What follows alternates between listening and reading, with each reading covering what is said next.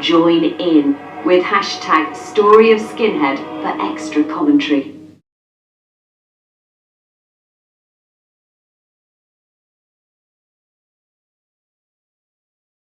Heard about the Nationalfront's attempts to infiltrate the terraces, so I dug deeper via the net to speak to a repentant ex-high-ranking NF member. What's the truth behind the NF targeting football fans, many of whom were skinheads? At the time, I was chairman of the Young National Front, which was the youth movement of the NF, and we were aware of the sympathy that many of these skinheads had for what we were doing. And we used to sell Bulldog, the newspaper of the Young National Front, of which I was the editor, outside many football grounds. Did you know guys with right-wing tendencies? Well, I were a member at National Front simply because they used to have a disco and they wouldn't let you in if you weren't a member. Why do you think the skinheads found the National Front attractive?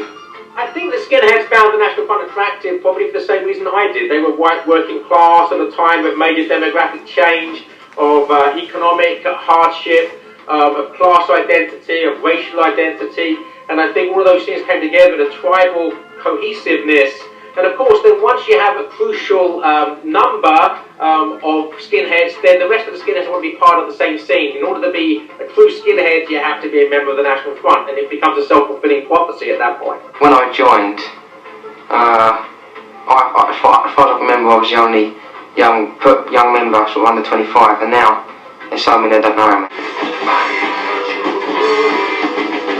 The Screwdriver, they started Blood and Honour. What's Blood and Honour about?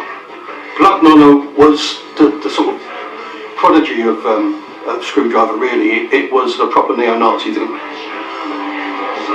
We were trying to think about race warfare. So our job was to basically disrupt the multicultural society, the multiracial society, and make it unworkable, make the various different groups hate each other to such a degree that they couldn't live together. And when they couldn't live together, you end up with that ghettoized, radicalized society from which we hope to rise like the proverbial phoenix from the ashes. To the challenges of migration, the European Union meltdown, or whatever other political phenomena you want to bring into the equation.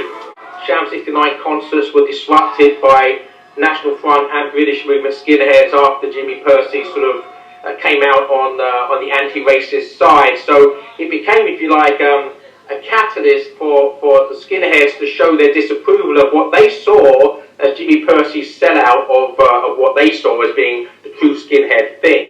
Politics seems to come into the mix. Definitely down in London. Was that the same up here? It did for a short while, yeah, where you had one guy come, he was Barnum Little's cousin, yeah.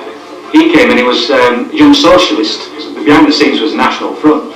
And they actually took us to, I remember going to Scarborough for a weekend, all free. You can imagine young folk with no else to do, jumping on the coach. And the conference was held at the Spa in Scarborough.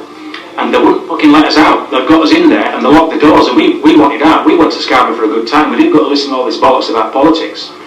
And seriously, that happened. And they still kept on and a few guys got hooked into it.